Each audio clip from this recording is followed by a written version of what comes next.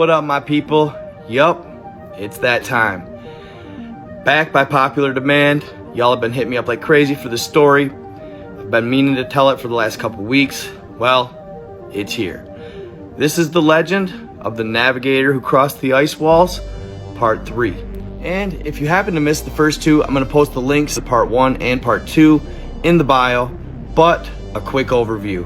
The story starts in late 1776, shortly after we won the Revolutionary War against Great Britain, focused around a group of men that fought for the Continental Navy. Throughout the war, while sailing the seas, the men would get bored, so they would tell each other stories. Well, one of the soldiers in particular, Captain Butler, told of lands that he thought may exist beyond the ice wall. Everybody had stories, but his in particular were rather intriguing to one gentleman named William Morris. So after the war, William Morris is presented the opportunity to buy the Navy ship that they fought on. After talking with the group, they decide, why not? They're going to go on an epic adventure to find these lands that supposedly exist beyond the ice wall. These are the maps referred to throughout the story. They leave Charleston, South Carolina, and set sail, sailing all the way around South America. And they eventually get here, to the William Morris Straits. Their timing is perfect as they left that fall, so now it is early spring, summer, the ice melts, leaving this gate open, and they flow through it to the other side of the ice wall. Once there, it doesn't take long for the action to start. A massive ship approaches them. It happens to be people that look just like us. They greet them. At first, they intimidate them, then they greet them, and they tell them to head to the ancestral lands, which are here. Upon arriving there, William Morris is presented an opportunity to talk to the president of the Ancestral Republic. They go there, everything's pure, everything's peace, everything's silence, everybody lives on an equal plane, nobody's better than anybody else. It's perfect harmony. That was, of course, until William Morris talked to the president and found out that they were people that actually escaped from inside the ice wall from a said reboot or reset. And that's pretty much where we left off last time, as the president began talking about these said reboots. Now keep in mind, this is a tale of fiction. It is not to be taken literally, so viewer discretion advised. As always, y'all know the drill. This is for entertainment purposes only. I'm not presenting this as absolute fact, as it is a fictional tale. Nevertheless, it's a good story, it's intriguing, and full of excitement. So sit back, grab your popcorn, and enjoy the show. A reboot? What do you mean? Said William Morris to the president. President fail? Well, let me put it this way, Mr. Morris. We of the Ancestral Republic are actually considered old humanity. We're from old times. Mr. Morris just kind of stares in confusion, pretending to understand, but really, he doesn't have a clue what he's talking about.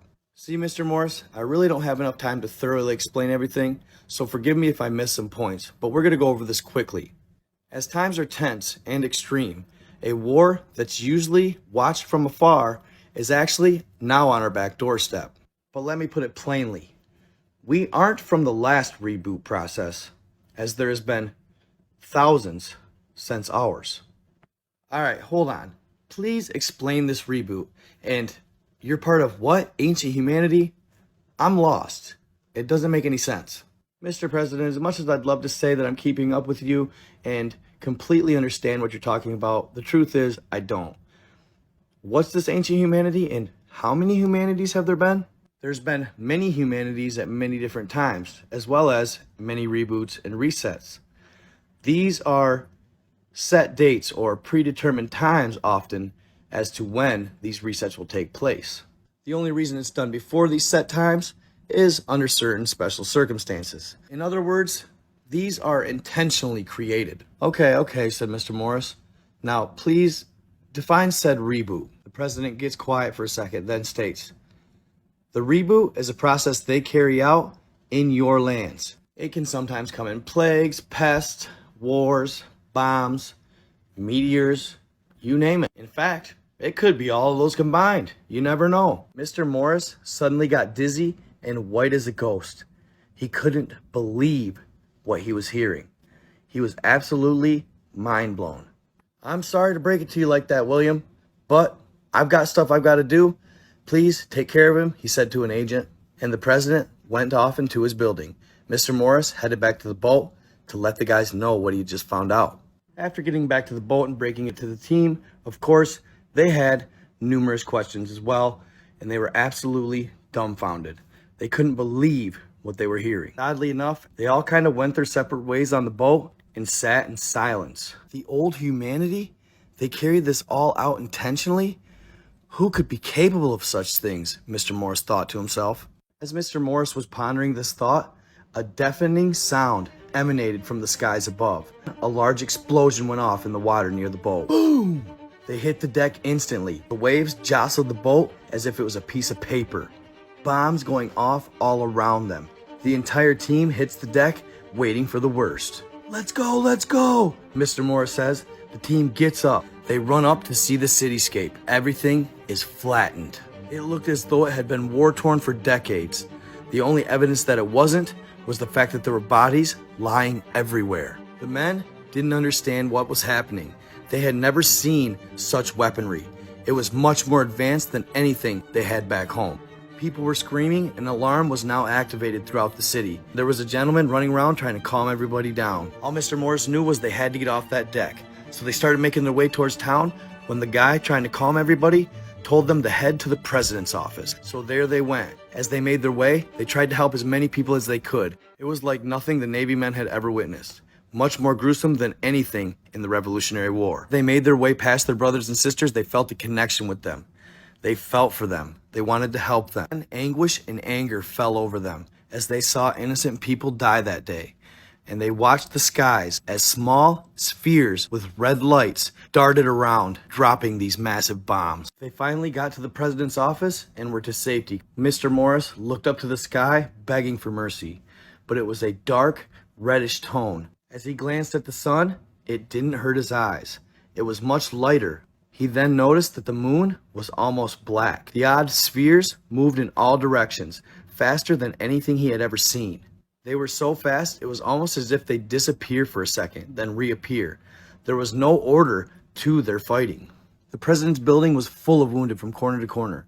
Thousands died that day. William set out to look for Butler and the president. Morris wandered the entirety of the presidential building before he finally found Butler and the president. It was the first time that he had seen anguish on the president's face, and this concerned him. Morris yelled out loud to Captain Butler. Butler salutes, and the president still has a look of anguish on his face. He walks up, salutes President Fowl, and offers his duty. The president refuses as he looks absolutely stressed. He proceeds to try and ask the president questions, but realizes he's actually having a heated conversation in a small microphone. And that's when Butler states, "We need the support of the Anakim. This attack was strategically planned. There's no going back now. We must go to war." Morris looks at Butler and states, "The Anakim? Are they?" "Yes, the giants. The Anakim are the giant warriors of the South, and they are the ones who liberated all those on the Ancestral Republic." Well, how did they liberate them? Well, they saved them from one of the great resets. According to the book, at a certain point in history, the oppressors of humanity were actually occupied with another war. This allowed for the Anakim to sneak in and help us. They taught us of more advanced technology, how to build pyramids, etc. And what's funny, just based on this book, even though it's a fictional account, it made me think, well, maybe that's kind of how it went. Maybe there is a faction that helps humanity with the pyramids like giants. It makes sense. Back to the story. Captain Butler tells Morris to get some rest, that he'll need it because they're going to embark on a journey to the island of the Anakim, that he'll go round up the team and be ready. It's going to be a unique trip, to say the least. All right, y'all. Hope you enjoyed that video. There you go. Navigator Who Crossed the Ice Wall, Part 3. And it continues on. Either way, this story is really cool, really fascinating. I enjoy it thoroughly. So I'm going to finish it up quicker. I know I always say that, but I really am going to finish this one up quicker. I'm going to start posting probably 4 and 5 here within the week. I'm definitely not going to leave as long of a gap as I did last time. That's too long. But yeah, I hope you enjoyed it. I did. Stay in the love, stay in the light, treat others how you want to be treated, and stay on this good content. I'd also like to say thank you guys for supporting me, having my back. This is wild. I am growing at an exponential rate on Facebook, and it's all because of you. Last thing, the move's going good. I'm almost done. That's why you kind of see the gaps in my content. I still haven't got my office made up. I'm really close. But regardless, I could still post videos, so I did. And I figured I'd treat you guys with the navigator across the ice wall. On that note, I never gave a shout out. I gotta give a shout out for this. Thank you guys for just cracking 300,000 followers on Facebook. I'm at 320,000 followers on Facebook, you guys. I still can't believe it. I'm mind blown. It's been a wild ride, ups, downs, but mostly ups. You guys are the greatest fans that any guy could ask for. Thank you so much for everything you guys do for me. Being there for me, being loyal, being true, loving my content. Thank you guys. You're awesome. Also, a while back, I posted a video about the fact-checking thing on Facebook, right? Well, after I posted that video, I never told you guys, but Facebook was so kind as to give me a mulligan, give me another chance, and they took off the fact check strikes, took off all my monetization type violations, and I have 0 at this point. Thank you, Facebook. Thank you so much. You guys have been awesome. I love working with you guys.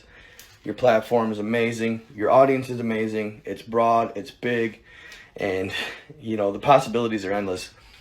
I never ever imagined Facebook being as colossal as it is with the video sharing of it. I had no idea people watch so many videos on Facebook. So thank you, Facebook. You guys are awesome. I guess that pretty much about wraps it up. Thank you, guys. Navigator Across the Ice Walls Part 4 within the week, hopefully. All right. I got other stories to share as well. A lot of good other stories. There's a lot going on right now. More than enough awesome content to follow and share with you guys. So be ready. It's going to be lit. I love y'all. Stay in the love, stay in the light. Treat others how you want to be treated. I am out.